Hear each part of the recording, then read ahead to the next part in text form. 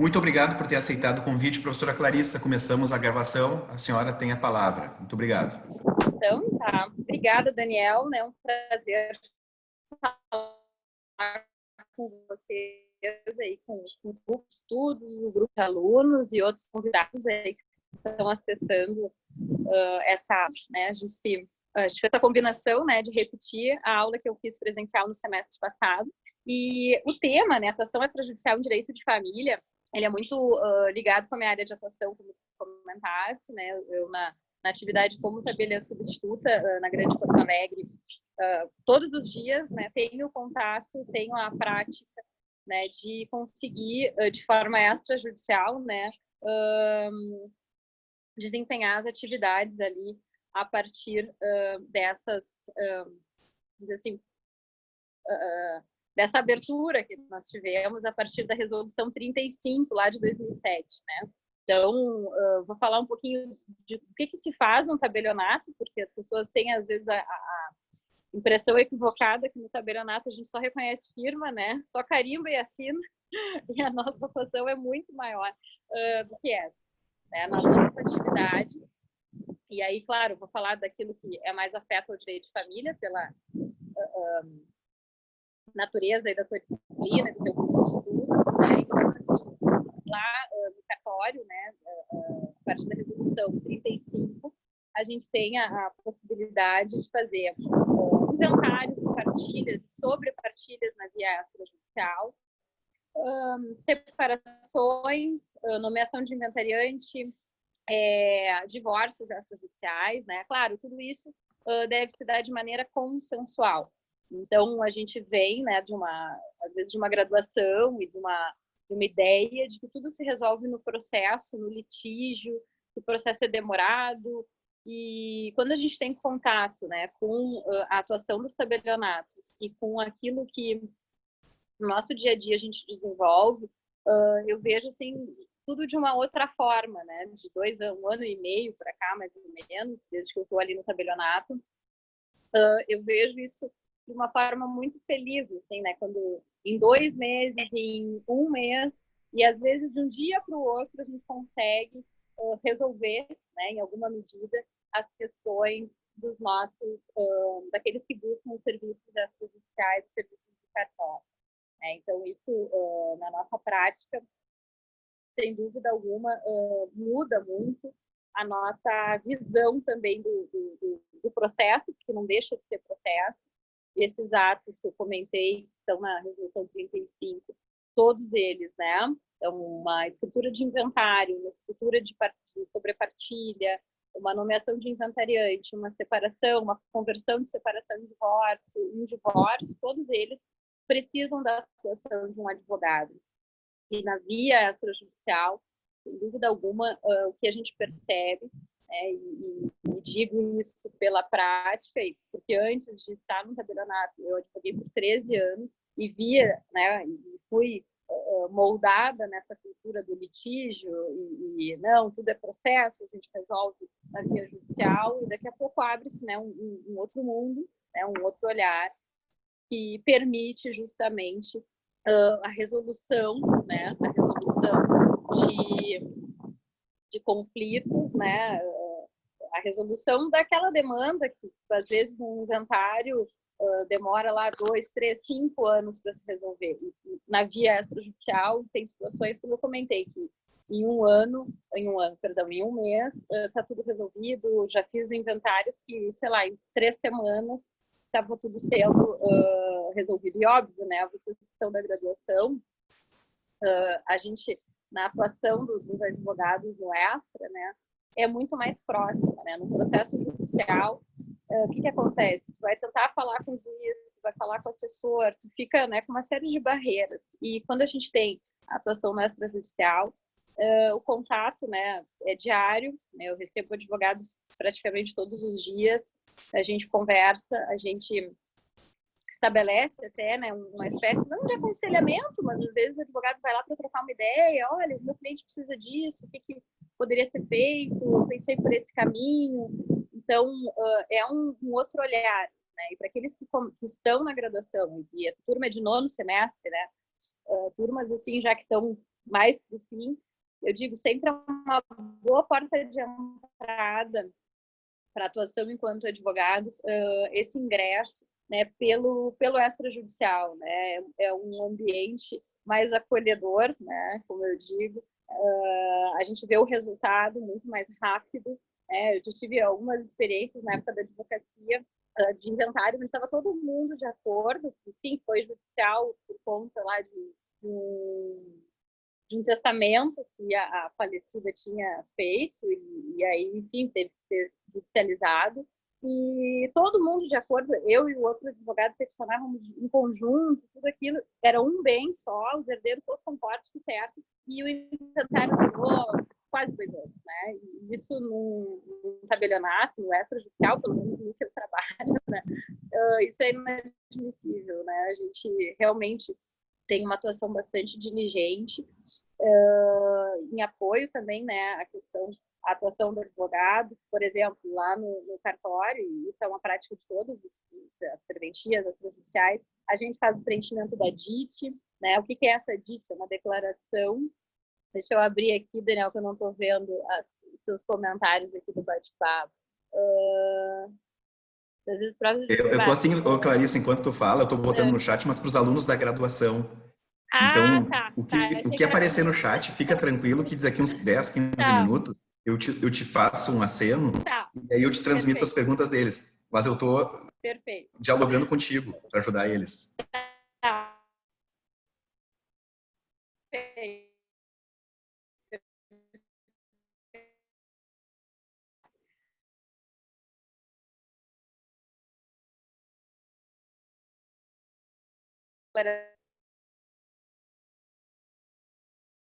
De os,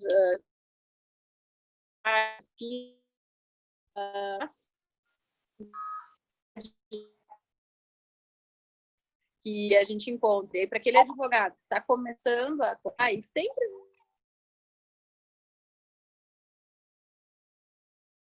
né, que vai, não sei, cortou, né, mas acho que voltou agora. Voltou? Então, Cortou e agora voltou, parece. Acho que entrou bastante tá, gente aí. Vai lá. tá bem. Então, sempre vai ter, quando a gente se forma, né, logo que a gente se forma e começa a trabalhar, enfim, com a nossa carteirinha na OAB, sempre tem alguém assim, eu tenho aquele inventário do meu avô, do meu amigo, não sei de quê. E aí, se puder, né, pessoal, se puderem iniciar na via extrajudicial, tenho certeza que vocês vão ter boas experiências, né, nessa atuação. Mas, além disso, né, outros aspectos que a gente faz no tabelionato de notas, no nosso dia a dia, por exemplo, quando o casal vai celebrar o seu casamento, dependendo do regime de bens que vão optar, como, por exemplo, na comunhão universal de bens, ou na separação total de bens, o que a gente tem que fazer, né? Provavelmente vocês viram isso, doutor Daniel, celebrar um pacto antinupcial. Esse pacto, ele é feito no tabelionato de notas. Então, também é mais uma atuação que nós temos, né, dentro dos tabelionatos de notas. Outra prerrogativa que nós temos na nossa atuação diz respeito à celebração de testamento, né? E, claro, também acredito que vocês tenham conversado sobre isso na disciplina. Né? Então, lá no tabelionato de notas, a gente faz, né, onde eu trabalho, nós temos a seguinte prática. Nós fazemos uma entrevista com o testador, né, para entender das intenções. É possível, muitas vezes, fazer o testamento, celebrar o testamento nos termos que a pessoa está imaginando, porque situações que a pessoa chega e diz assim, não, eu quero fazer o testamento nos seguintes termos, deixar tudo para o fulano. Mas tem lá herdeiros necessários e outras situações. Então, a gente faz também uma espécie de orientação nesse sentido. Olha, isso o senhor pode, isso não é possível, né? Isso extrapola o que a lei autoriza e tudo mais. Então, essa também é uma atuação que nós temos dentro do campeonato de notas, tá? Não sei se vocês já falaram sobre esse tema, mas me parece oportuno. Nessas entrevistas entrevistas de testamento, o que acontece? Às vezes, os clientes são realmente levados pelos advogados, né?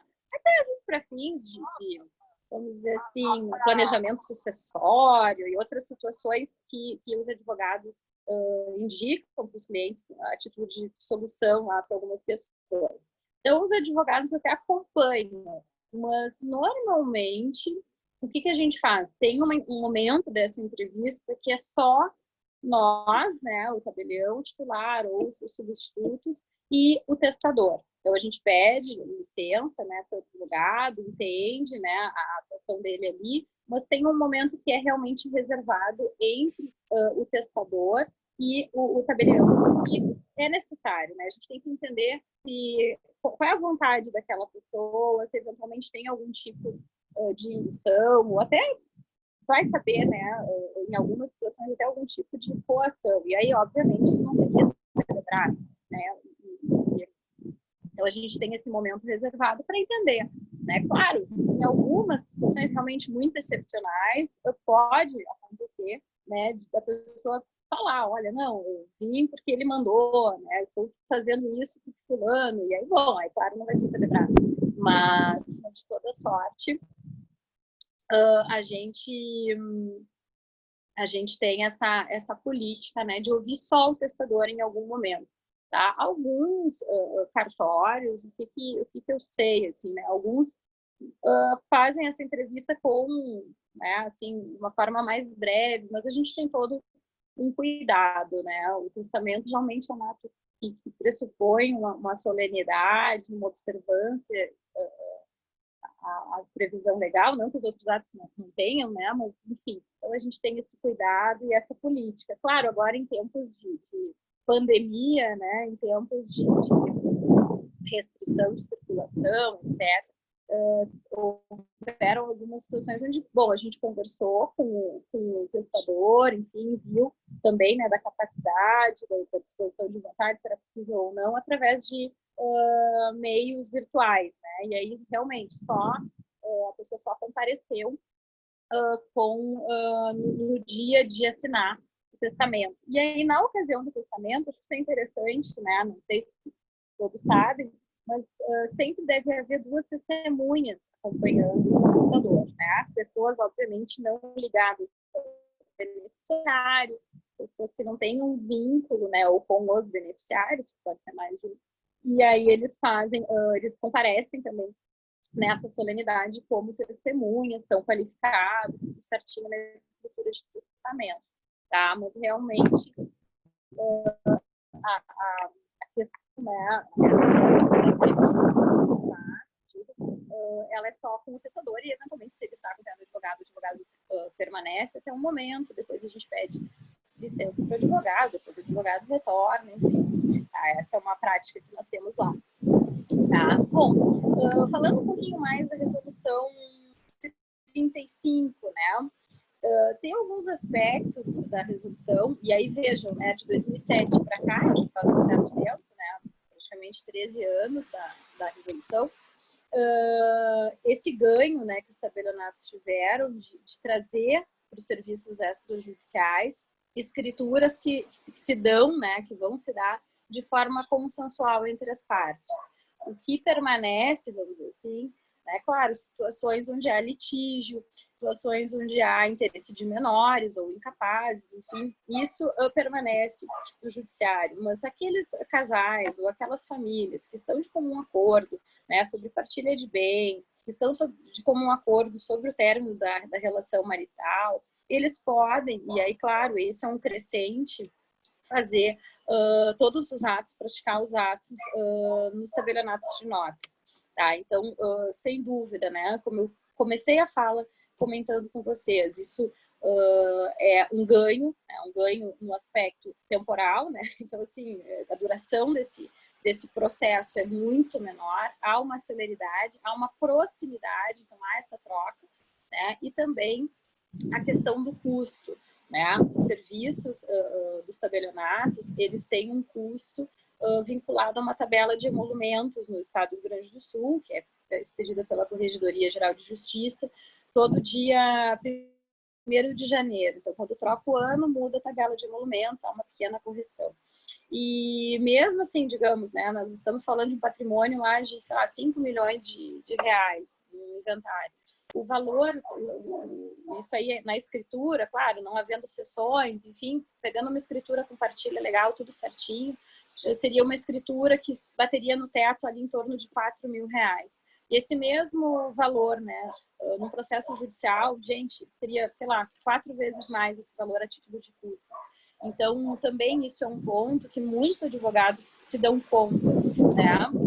Então, que é um ganho para os clientes, né? Então, um ganho no sentido de não ter que pagar esse valor tão elevado a título de custas judiciais, considerando que na tabela de emolumentos nós temos esse teto, e aí indiferente, né? Se o patrimônio é 5 milhões ou, se não me engano, o último valor da tabela é em torno de 900 mil reais. Eu não estou com a tabela aqui, mas é mais ou menos isso, vai ser 4 mil, em torno de 4 mil, é 3.800, alguma coisa, mas aí tem mais um valorzinho. Então, eu faço contas aqui, né, mais redondas. Tá? Então, seria isso. Né? Então, é também esse ganho. Então, eu só vejo vantagens, né? E aí, vocês, mas a professora está puxando a brasa aí para o teu, né, para o teu trabalho, né, para o teu assado. Sem dúvida, né? Porque realmente eu acredito no poder do trabalho, do extrajudicial, né? Acredito, sou professora também de meios adequados, né? Então, que fala, né, que trata de mediação, de métodos de resolução de conflitos, e justamente, e também é algo que nos tabelionatos de notas a gente pode desenvolver, né? A atividade como mediação, com a mediação, usando dos mediadores. Nós ainda não temos implementado no cartório onde eu trabalho, mas é algo que está no nosso radar também para desenvolver, né? Porque também seria, né, uma boa possibilidade. Sobre a JG, eu vi que a Sigrid colocou ali alguma coisa sobre a J. Sim, a resolução 35 tem a previsão, tá, que pode ser concedida, né? Não é assim, prevê, eu não me lembro o artigo da resolução 35, mas há um requerimento, né, que as partes fazem, enfim, o advogado mencionando essa impossibilidade de pagamento das despesas dos emolumentos do cartório. Tá? E aí o tabelião vai analisar, enfim, e eventualmente, né, vai haver a concessão. Tá? Então, e alguns atos, talvez saibam, né, mas o Tribunal de Justiça faz o ressarcimento. Então, é possível sim, mas não é realmente uma prática, tá? A questão da Jota para esse tipo de escritura, normalmente, até pela questão do patrimônio, né? Muitos têm um patrimônio bastante expressivo, então não caberia exatamente a questão de AJ. E isso é interessante também, é um outro ponto, né? Nos processos judiciais, então se propõe a ação e se recolhe aquelas custas, né, para a distribuição. No tabelionato de notas, isso não acontece, né? O pagamento se dá só ao final, só quando é lavrada a escritura. Então, o pagamento, propriamente dito, desses emolumentos, se dá no dia onde a gente chama as partes, né, o advogado ou os advogados, pode ter mais de um, não há problema, desde que haja consenso. Aí é que é feito o pagamento. Então, isso também é um ganho, né? Isso é um aspecto bem positivo quanto à questão dos valores, porque também dá tempo das pessoas se organizarem, né? Não é nada incomum a gente está praticamente com a escritura pronta e nessa interlocução com os advogados, olha, né, doutor, nós estamos com o inventário já pronto, podemos agendar, e aí ele pergunta, quanto vai ser o valor dos emolumentos? A gente diz, vamos por 2 mil reais. Aí ele passa, diz, olha, nesse momento a família não dispõe, mas mês que vem eles vão se organizar e a gente consegue marcar. Que é algo que no judiciário, né, a gente não tem essa liberdade, né? Então, isso também é um ponto, né, mais um ponto. Eu só vou falar bem, né, pessoal? Não imagine que eu vou falar mal da nossa atuação, né? Porque justamente é algo que eu acho assim fantástico nessa atuação do Extra, porque também tem esse olhar, né? Então, assim, não é nada incomum os advogados chegarem e nos comentarem isso. Não, olha, a família está se organizando, mês que vem a gente consegue fazer o pagamento dos emolumentos e assim por diante. Tá? Então, isso também é bacana, né, nessa atuação extrajudicial. Não sei, Daniel, se você tem Clarissa, algumas perguntas. uma frase que eu achei bem legal que tu falou em sala de aula no ano passado, quando teve lá na PUC, é o seguinte, que realmente para ter sucesso um inventário extrajudicial ou outra iniciativa, as partes têm que estar de acordo em relação a todos os aspectos. E muitas vezes elas estão em pleno acordo quanto a Exatamente. 90% da divisão do patrimônio e tem uma discussão sobre alguns bens de menor impacto. E aí a via da mediação, que os cartórios estão agora aventando, podem abrir um leque de atuação bem interessante para os advogados e para outros profissionais, né? Sem dúvida nenhuma. E isso é um aspecto interessante também. Também já aconteceu, tá? E nessa coisa de conversar com os advogados, dessa interlocução com os advogados, o que já houve, né? O advogado chega e diz, olha, esse é o patrimônio do falecido, os filhos aqui, a viúva, blá. Mas esse bem aqui, eles têm uma certa controvérsia. O que a gente fala? Doutor, deixa esse bem de fora. Então, naquilo que eles estão concordes, vamos fazer o inventário, né? Então, às vezes é lá, saldo de conta bancária e tal. Deixa esse bem de fora e depois se faz a sobrepartilha, quando eles chegarem lá no consenso, assim, né? Então, isso também é possível. Essa semana, hoje é sexta, né? Acho que foi segunda-feira, conversando com um advogado lá, e aí ele me falando, ele fez um inventário lá de uma parte do patrimônio do falecido, um patrimônio bastante expressivo, e aí ele disse, bom, agora tem esse terreno aqui, tinha um terreno onde ninguém estava concordando muito, e ele deixou de fora. E tudo bem, não tem problema nenhum, é possível, e bom, depois via sobrepartilha, ele vai fazer a sobrepartilha, né, lá no cartório, porque daí a gente estava conversando um pouquinho sobre isso, disse, não, então tá, regularizando isso, a gente já pode encaminhar a sobrepartilha sem problema algum. E é algo que, sei lá, se eu pensasse nisso, quando eu comecei a advogar lá em 2005, eu disse, não, mas como, né, de que maneira que isso vai acontecer? E é o que eu vejo no dia a dia, o tempo inteiro, assim, né? Toda semana acontece algo nesse sentido. E Clarissa, aproveitando sobre a partilha, né, para os alunos da graduação, muitas vezes é realizado o inventário e os herdeiros ou não têm ciência que exista um determinado bem, ou como no exemplo da professora Clarissa nos deu, eles ainda não têm acordo em relação a um determinado bem. Então, o direito brasileiro sempre autorizou que após a partilha possa ser feita no futuro uma sobrepartilha para atingir também aquele outro bem. Aí eu vou fazer a seguinte pergunta, professora Clarissa. Do ponto de vista acadêmico, está relativamente consolidado que, embora eu faça partilha no âmbito judicial, eu poderia fazer uma sobrepartilha no âmbito extrajudicial. Aí eu te pergunto, e na prática, como é que está funcionando isso? É possível? É possível, é possível, e interessante também, né, vou comentar aqui, né, pegando esse gancho da sobrepartilha, também nos divórcios, às vezes aparece lá um bem, e aí os divorciandos, né, então lá já divorciados vão lá e fazem algum tipo de sobrepartilha lá, às vezes algum valor justamente oriundo de herança de um deles, e aí eles têm que sobrepartilhar, já fizeram a partilha antes, então já aconteceu conosco, a gente está trabalhando numa escritura de inventário, não, mas isso aqui, na época do óbito do pai da pessoa, da mãe, eles eram casados, então ele, né, deveria ter sido partilhado quando fizeram a partilha do divórcio. Também isso aconteceu. Então, a sobrepartilha, e mesmo, vamos dizer assim, né, na tua hipótese, houve um processo judicial onde teve a partilha e agora vão fazer uma sobrepartilha no extra. Pode ou não pode? Pode, não tem problema nenhum. O que a gente pede, né? A gente pede os formais de partilhas judiciais, para a gente ter noção do que foi decidido, o que foi partilhado, enfim, na via judicial, e aí entender aquele bem, né? Então, assim, é um bem, sei lá, uma matrícula de um bem que estava sendo discutido por tal e tal razão num outro processo. Bom, então a gente vai olhar essa matrícula e ver realmente, né, se o bem é possível de ser sobrepartilhado ou não, né? Se era realmente daquela do falecido, e aí essas questões aí de ordem prática, né?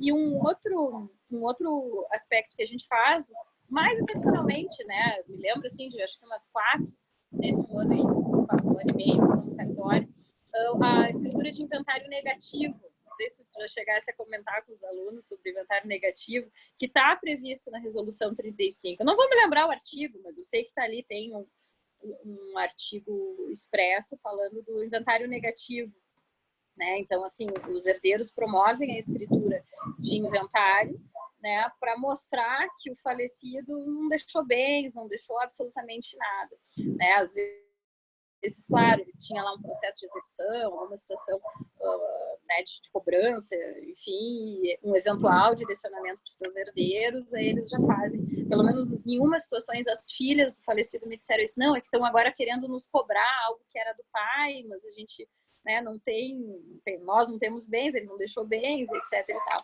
E aí fizeram essa escritura. Salvo engano, era uma execução fiscal, eu acho que estava tentando achar bens lá do falecido, elas fizeram a escritura, estavam apavoradas, né? Que aqui na PUC a gente tem um semestre de Direito de Família e o semestre seguinte é o de sucessões. Então, ali, certamente, os alunos vão estudar o inventário negativo, ou seja, a declaração de que o falecido não deixou bens. Mas, sim, sim. Sim. Bom, não sei como é que nós estamos no horário nas perguntas, mas eu quero abordar um outro tema recente, né? Diga. Não, é só para te colocar aqui, nós somos 9h30, agora 9h33, e teve uma questão da Michela para compartilhar com os demais. A Michela colocou antes o seguinte, deixa eu achar a mensagem dela aqui. Como é difícil precificar a atuação do advogado no âmbito extrajudicial. Não faço a menor ideia de como cobrar no exercício extrajudicial. Não sei se a Michela é advogada, mas provavelmente ela deve estar muito acostumada a atuar no judicial e por isso ela está acostumada a precificar no âmbito judicial. Sim. O que eu vou te dizer, Michela? Assim, ó, claro, os advogados, com alguns a gente conversa mais, tem mais proximidade, alguns comentam, alguns já até me mostraram o contrato de honorários, né, em alguma situação, assim, não, sei lá, estava no meio dos papéis ali, alguma coisa. Mas entendo o seguinte, né, eu acho que a atuação do advogado, ela é para aquela escritura de inventário, ou para aquele processo de inventário. Então, bom, há uma tabela da OAB. Não digo que a pessoa vai ignorar, né, a tabela da OAB, mas claro, né, muito pelo contrário, a tabela está ali para ser um balizador, né, de remuneração por um serviço técnico, né, um serviço que o advogado desempenha com toda a sua seu cuidado, sua dedicação, seu esforço intelectual. Então, creio que a tabela da OAB seja um excelente parâmetro, né? Então, assim, colocar, claro, não vou eu sugerir aí para ela como advogada um valor para o trabalho que ela vai desempenhar e também a própria natureza, né, da atuação. Tem situações onde o advogado vai auxiliar, inclusive, para a regularização dos imóveis que vão ser objeto lá de partilha. Tá? Então, lá na matrícula está um terreno, mas já tem uma edificação, já tem que fazer os registros disso na prefeitura, depois levar isso a registro no registro de imóveis, ou seja, tem uma outra atuação também desse advogado. Né? Então, isso tem um preço. Né? E entendo que a tabela da OAB pode ser um bom parâmetro, né, para implemento das condições aí de remuneração. Tá? Então, um percentual sobre o patrimônio a ser partilhado, por exemplo, né? Então, pegar o patrimônio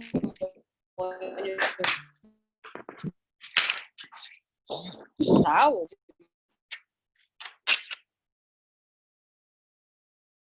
e específico, né?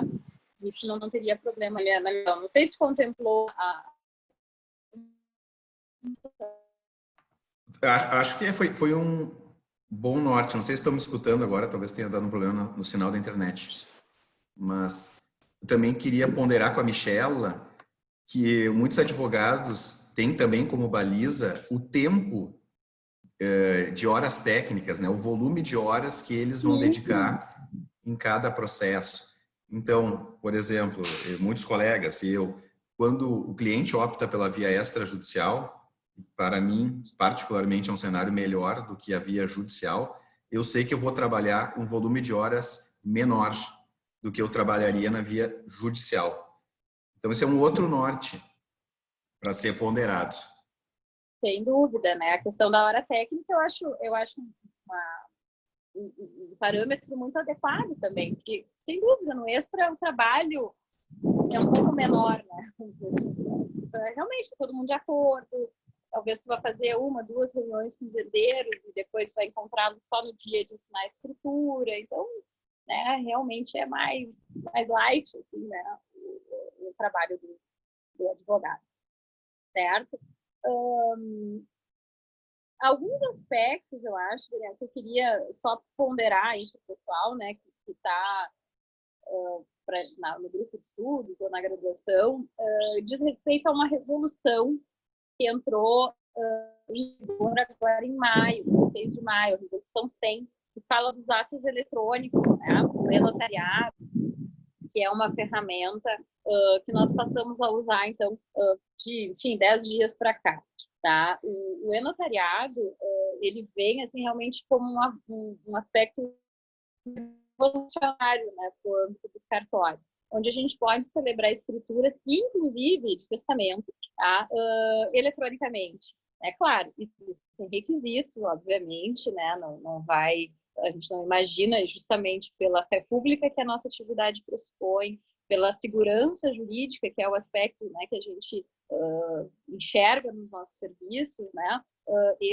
Essa atuação via e-notariado, ela não seria diferente, né? Ela pressupõe alguns requisitos para que tenha, né, validade, inclusive o uso da plataforma disponibilizada pelo Conselho dos Notários, né, sobre o assunto. Então, não posso fazer, por exemplo, no sistema que a gente usa internamente, dizer, eu estou fazendo um reconhecimento eletrônico. Claro, isso não teria validade nenhuma, o ato seria considerado, tá? Mas o notariado, para vocês entenderem, é o quê?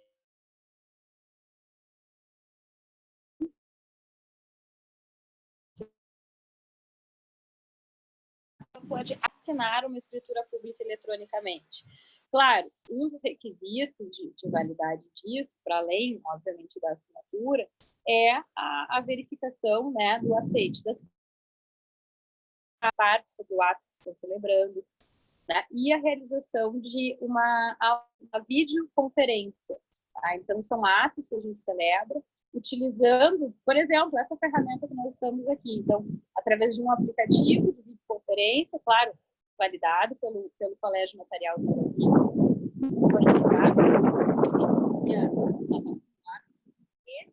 essa ferramenta, né, e talvez eu até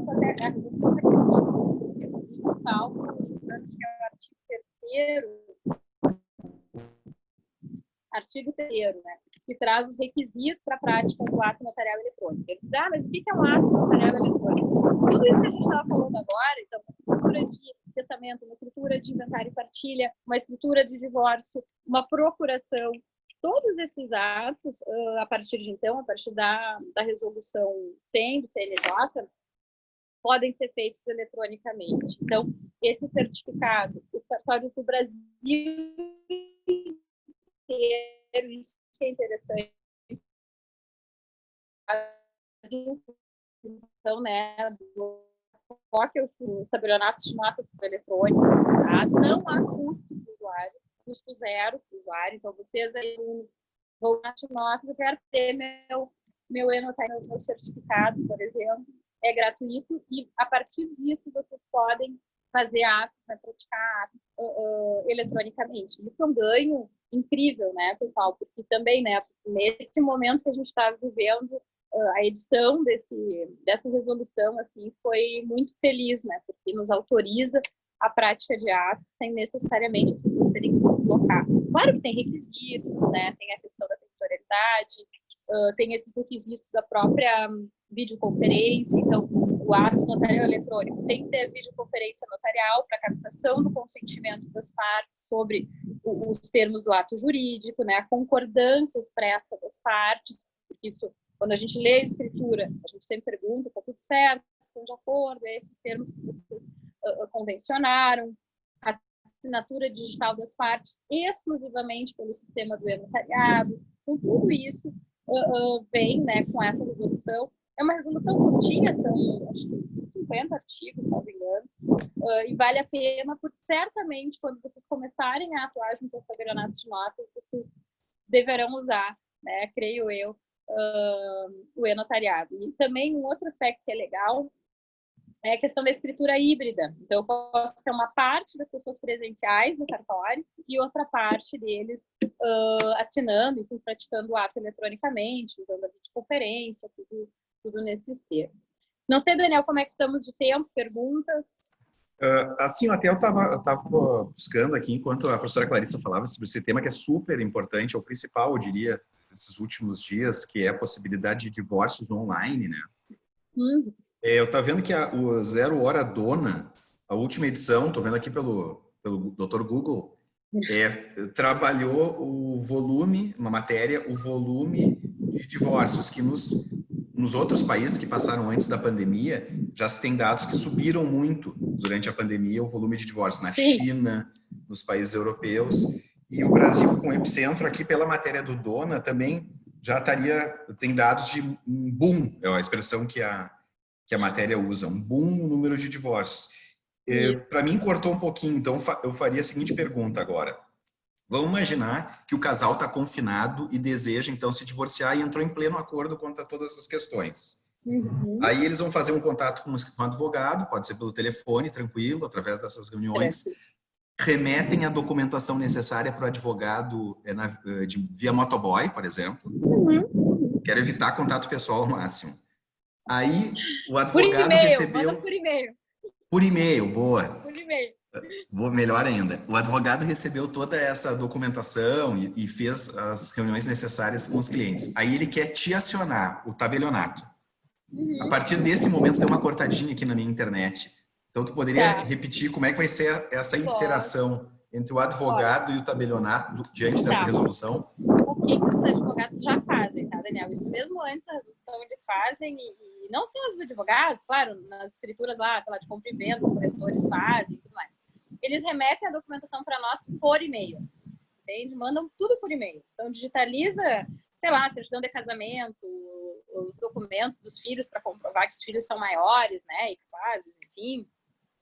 A documentação pessoal do casal, a petição, indicando, né, o casal está separado de fato desde não sei quando, enfim, os requisitos ali da petição, nos mandam isso por e-mail. A gente faz, vamos dizer que é um divórcio que não tem bens, não tem filhos, então não tem partilha, a escritura, assim como a gente diz que entra num dia e no outro a gente já pode agendar, ou até no mesmo dia já aconteceu. O advogado me mandar de manhã e de tarde a gente já fazer o divórcio. O que acontece? Nesse caso, né, usando o e-notariado, o advogado mandou por e-mail, eu faço o cadastro ali, tudo, né, cadastro da escritura, marco com o advogado, daí por telefone, por WhatsApp ou por e-mail, dizendo, né, prezado doutor Daniel, confirmo o recebimento da documentação, segue em anexo a minuta do divórcio consensual da Maria e do João para a conferência, sugiro a realização da videoconferência para assinatura eletrônica, considerando que os dois, né, o casal tem lá a certificação pelo notariado e o advogado também. Sugiro a realização da videoconferência, vamos dizer, dia 12 de junho, dia dos namorados, um bom dia para as pessoas se divorciarem, né? Dia 12 de junho, às 14 horas, né? Via Zoom, né? Via o aplicativo X lá, que é o disponibilizado pelo e-notariado. Nos encontramos na sala virtual, a gente faz a leitura e aí no próprio artigo 3º da resolução tem os requisitos mínimos, né? O que a gente tem que falar nessa videoconferência. Então, diz assim, por exemplo, a gravação da videoconferência deverá conter no mínimo, né, a identificação, então eu vou ter que falar a Maria, né, e a Maria vai estar lá, vai mostrar sua identidade, a demonstração da capacidade desses divorciandos, no nosso exemplo aqui, e a livre manifestação de vontade deles, certo? E isso a gente atesta, né? Bom, vou perguntar, então tá, vocês estão de acordo com o divórcio? Estão de acordo com os termos? Realmente não tem bens a partilhar? Tudo isso a gente vai perguntando, tanto, né, na escritura presencial como nessa escritura na via eletrônica, né? O consentimento das partes, o objeto desse negócio pactuado, enfim, né? Tudo isso dentro da própria resolução 100, ali no artigo 3º, eu estou com ela aqui, né? Eu trouxe para estudar no feriado mais um pouco, porque a gente ainda está fazendo alguns ajustes, mas basicamente isso, a declaração da data, do horário, porque isso, por exemplo, no divórcio, depois vai ser averbado na certidão de casamento desse casal, que no dia 12 de junho, né, através de escritura pública, celebrado no tabelionato de notas tal, foi, né, decretado o divórcio, e aí a produção dos efeitos, por exemplo, alteração do nome e outras situações assim. E, então, Clarissa, é basicamente isso. Não é... Tá. Boa, essa matéria é bem recente, né? Aí eu te pergunto também o seguinte: tu sabe se é fácil para a parte, para o brasileiro, para o cidadão se cadastrar no e-notariado? Eu não entrei nesse site. Os requisitos para cadastro que tu mencionou são necessários, né, para se fazer esse procedimento. Eu vou te dizer assim, claro, a gente fez os nossos dentro do tabelionato, né? Então, eu peguei meu celular, aí a tabeliã titular, ela faz as autorizações, então eu, como primeiro minha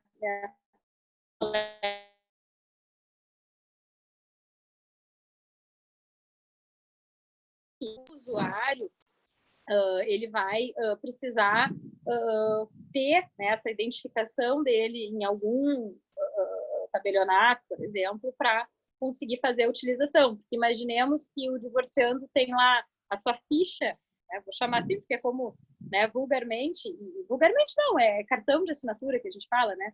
Mas a minha ficha, eu tenho ficha no cartório tal, ficha no cartório X. Aí digamos que o divorciando tem ficha num cartório de Santa Catarina.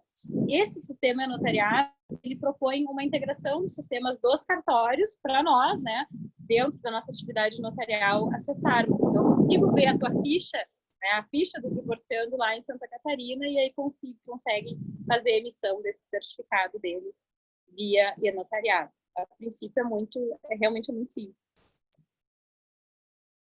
É interessante, quando o epicentro dessa pandemia foi para os Estados Unidos, uma coisa que me chamou a atenção aqui em Nova York, que é uma região dos Estados Unidos está sempre na frente, né? E lá em março, ela aprovou o divórcio virtual. Eu até na época divulguei no Instagram, perguntando se seria uma boa ideia para o Brasil. E que eu saiba, o Tribunal de Justiça de Minas Gerais é que fez a primeira experiência aqui no Brasil, que agora o CNJ uniformizou para todo o Brasil. Aí o Arthur está perguntando assim, os colegas estão perguntando aqui, o divórcio é feito via internet somente nesse momento da pandemia ou veio para ficar? E a outra pergunta na mesma linha do Leonardo, ele pergunta assim, essa reunião online com o tabelionato... Não é só para esse momento, ela tem validade.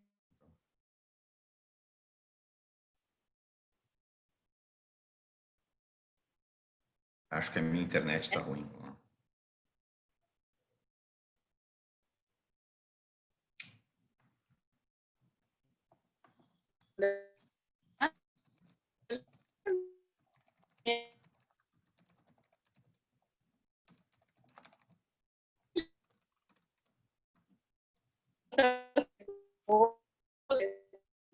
E aqui não, os atos vêm com esse mesmo olhar, né? De resolver, de se trabalhar eletronicamente. Não é só para esse momento, não. Então veio para ficar. Realmente veio para ficar. Veio para ficar. Tá, show. E o Leonardo está perguntando o seguinte... Diga. Não, eu não quero perder a tua sugestão. O Leonardo, ele diz assim, essa audiência online com o tabelionato, ela fica gravada e é disponibilizada para as partes?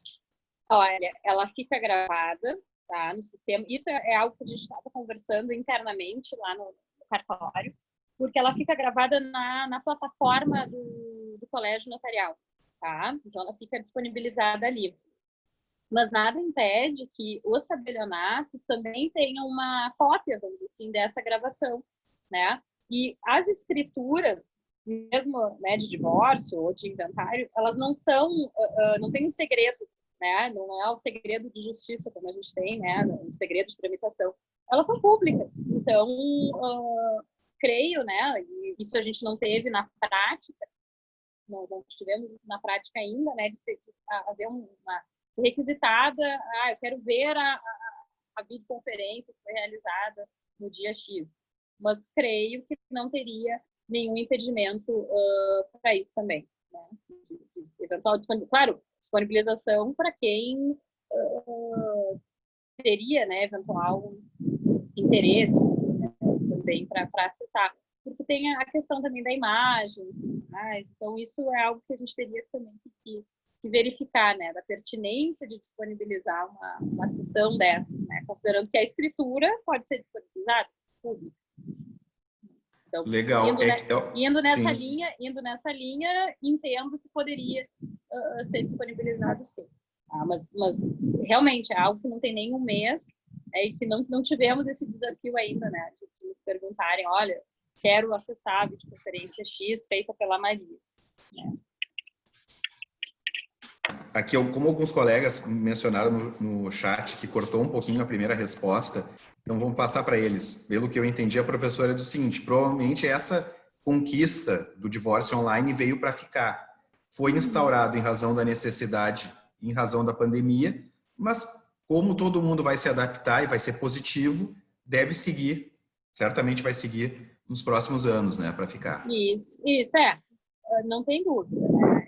Essa resolução, ela não foi uma resolução temporária, ela é uma resolução que vai perdurar, né? Foi publicada, né, em tempos de pandemia, mas não é em virtude da pandemia, em virtude realmente da modernização, do acesso aos serviços, da facilidade, né? Porque as pessoas têm, às vezes, uma falsa ideia, né?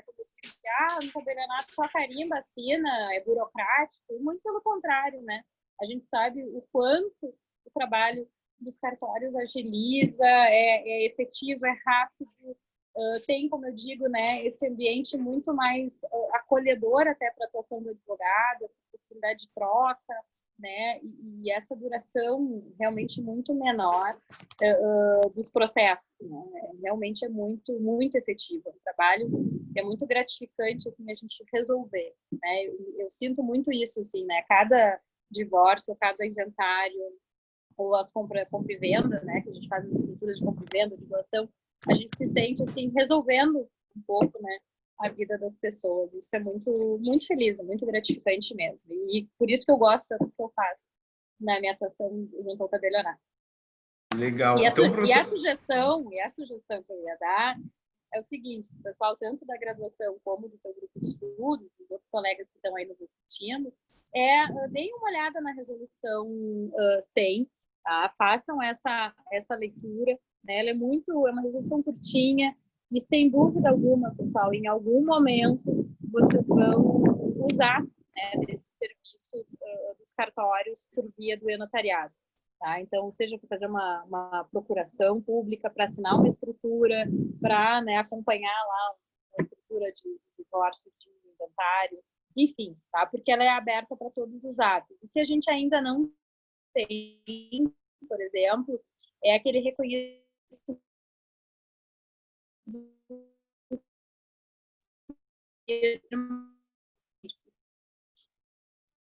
Detran, atividade, enfim, não tem essa ligação aqui com a disciplina de direito de família, mas só para também tomá-los, né, dessa resolução, o que ela contempla? Todas as atividades do tabelião de nós, tá bem? Não sei, Daniel, mais alguma pergunta? Como é que estamos no horário? São 9h56, né? Então, professora Clarissa, quem sabe nesses últimos minutos tu faz o encerramento e depois a gente abre para o pessoal perguntar diretamente a ti, por áudio. Pode ser, tranquilo, como ficar melhor para vocês. Porque decide. Então, te dou a palavra para algumas considerações finais e a gente abre para perguntas. E uma outra observação. Eu falei de Nova York, que é um estado super inovador nos Estados Unidos, né, com o divórcio online. Califórnia não ficou tanto atrás. Nas reportagens que eu vi lá em março, Califórnia colocou um sistema de drive-thru.